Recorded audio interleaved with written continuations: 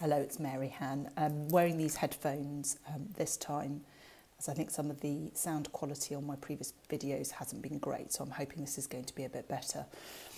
I wanted to do this particular video, and in fact I've wanted to do this for some time, to address some of the common themes that I find when I'm working with children who are anxious, that parents often express. And I don't believe that these issues are unique to parents of children who worry excessively or who have low confidence. I think this spans across all parents, but obviously when you're a parent of a child who's less confident or who worries excessively, I think you can feel this particularly more so than others.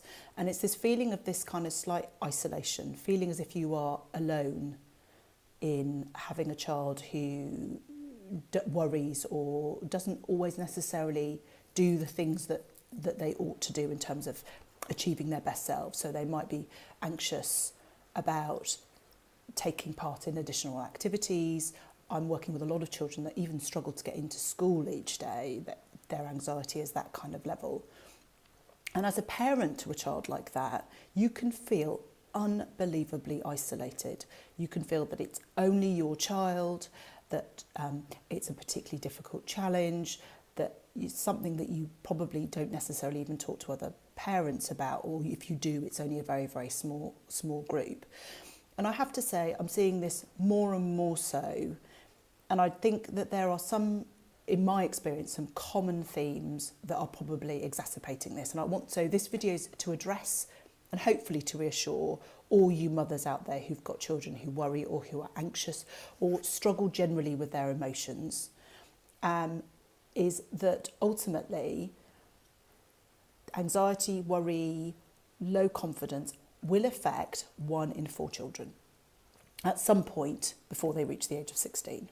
So that means in a typical classroom, there are 4 to 7 or 8 children in that classroom who are struggling in some shape or form. And yet when you're the parent of one of those children, you can often feel it is just you, but it isn't. It's affecting so many children.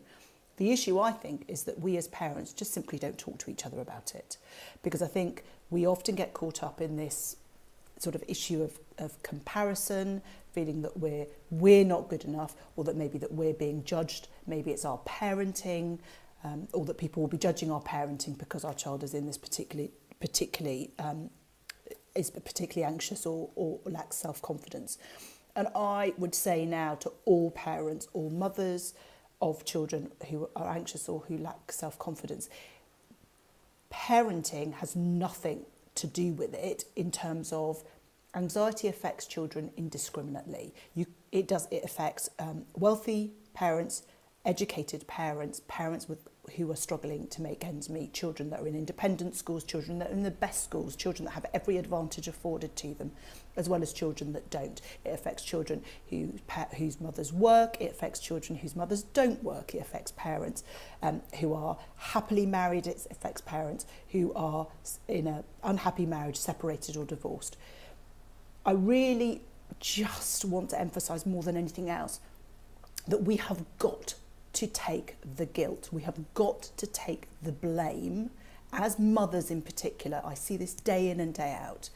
Take the guilt and the blame away so that those who have children who are not as confident, who are anxious, can have at least that weight removed from their shoulders, because it's unbelievable what the parents that I work with, the level of judgment that they feel, even if no one is explicitly saying it, the level of isolation they feel, even though somebody may not necessarily be pointing a finger or making any particular comments, is huge. And yet this issue is so widespread and so indiscriminate of the number of children, of the particular children in terms of their demographics and circumstances that it affects.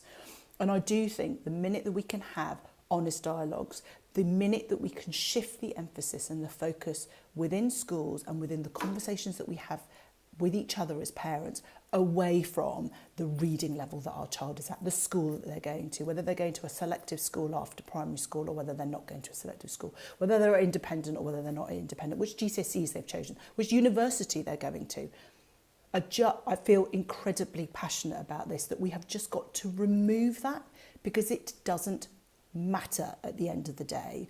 Ultimately, I would like to think that all parents, all they want is for their children to grow up and to be happy, balanced individuals who are able to hold down a job, lead a happy life, and have friendships and relationships as they grow up. And ultimately, you only get that if you come from a place of balanced, positive mental health, valuing yourself as a person, feeling you're worthy, understanding your strengths, being forgiving of the areas that you are not as strong in, but playing to those strengths and working towards improving areas that may well be particularly beneficial in terms of a career or job aspirations that you have. I think the shift in focus, and I do see this, and I think we have to take responsibility as parents, the shift that I see is far too much focused on pieces of paper, grades, letters. I mean, obviously the GCSEs have now moved to numbers, and the schools that children have been at. These things pale into insignificance as you get older. We know as adults, we've been there. You know, ultimately, which school you've been to which school and which university may well affect a very, very small proportion of careers. The rest of us that are in here, that are in the world, doing all sorts of other ordinary jobs, it doesn't matter. What ultimately matters in terms of success is how well we view ourselves, how confident and capable we feel we are in terms of pursuing our dreams and our aspirations and living life the way that we want to, and ultimately how well we get on and empathise and our social skills, all of which are not examined within schools. So I really would love to see more emphasis placed on that, and particularly across social media. You know, let's celebrate our children being kind. Let's celebrate our children doing charitable work. Let's celebrate these and actually put this in the forefront. Let's focus on those aspects of child development rather than some of the others. That's not to say that we don't want to celebrate our children's achievements in terms of academic success, but I do believe that we need to be rewarding, praising, nurturing all of those emotional development areas rather than the academics. Not at the expense of the academics. Clearly, you know, if you want to pursue certain professions, you have to excel academically in particular areas. But these are ultimately a very small percentage, and it's about nurturing the whole child, and academics is one tiny part of that. And I think we often lose sight, particularly of these little people. You know, in primary schools, we shouldn't even be worrying about these. We want well-adjusted, happy children that view learning and school as a place that is exciting, nurturing, rather than a place that is filled with dread because they're being assessed or that they're worrying about how they feel. And I think if we can do that, it becomes a much easier place for parents, particularly those children who are not as confident as they could be, because it's so much less isolating. The pressure is significantly reduced, and it's actually about the child and how well they get on with their peers and how well they share and how kind they are and how thoughtful they are, how inclusive they are. Those are the skills that we really ought to be focusing in on, rather than other areas that I think we've slightly lost our way. And we have to start examining, why is it that we're seeing these huge numbers, these huge increases in children with challenges in terms of mental health? And I will address the point that then is often the counter argument, is that simply we are overdiagnosing, we're becoming overly cautious, we're being pandering to children, we're not, you know, children just simply need to toughen up and just get on with it. And I would wholeheartedly agree that we need to promote and encourage resilience, absolutely.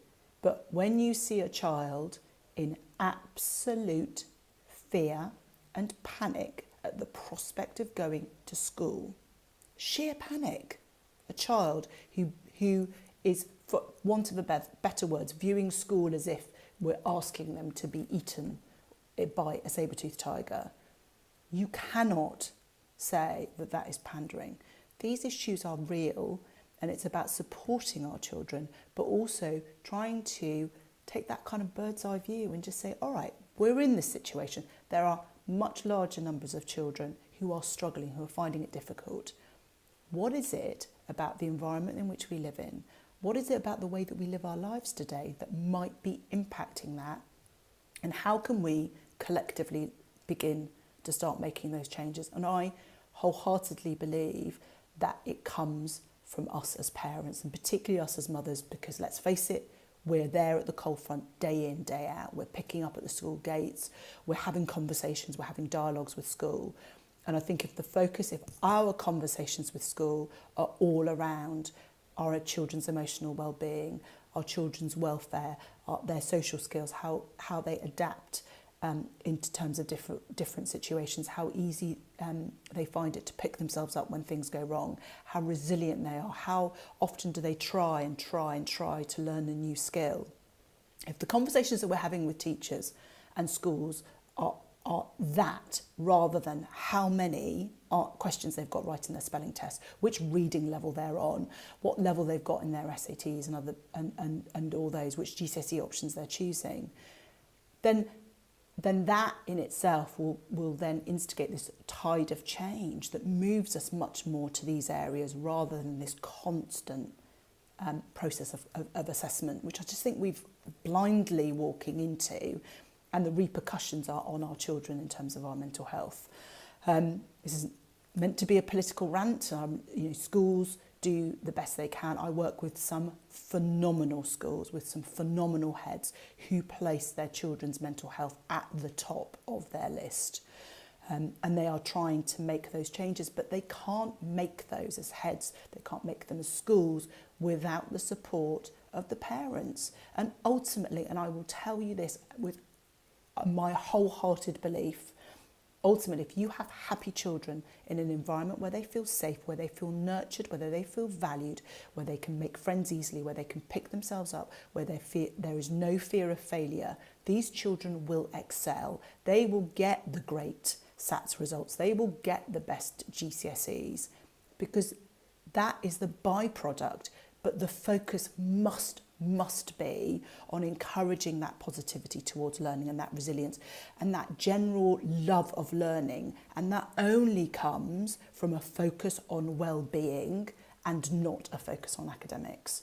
And as a result of that, I'm utterly convinced that we will see a significant reduction in terms of the mental health issues that we're seeing, and particularly in terms of early. I'm working with schools and I'm seeing situations where children as young as reception are struggling with anxiety.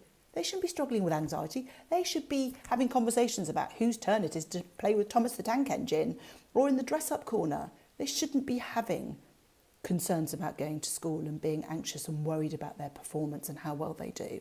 It's just wrong. It really isn't that case. So this is my plea to all mummies out there, all parents out there, parents, mummies of children who are anxious and lacking confidence. You are not alone. This is affecting a lot of people, but we simply don't talk about it because we're caught up in this whole sort of achievement focus rather than anything else. And for all you mummies out there, just be aware that ultimately that's what you want. You want a well-balanced child. You want a happy child. And that really only comes when we focus on their emotional development. Sorry, I know it's a bit of a rant, but it's something I feel really, really passionate about. And having spoken to quite a lot of mums last week who are feeling really vulnerable, I just felt that this is a conversation I have with people all the time, one-to-one, but I thought I would kind of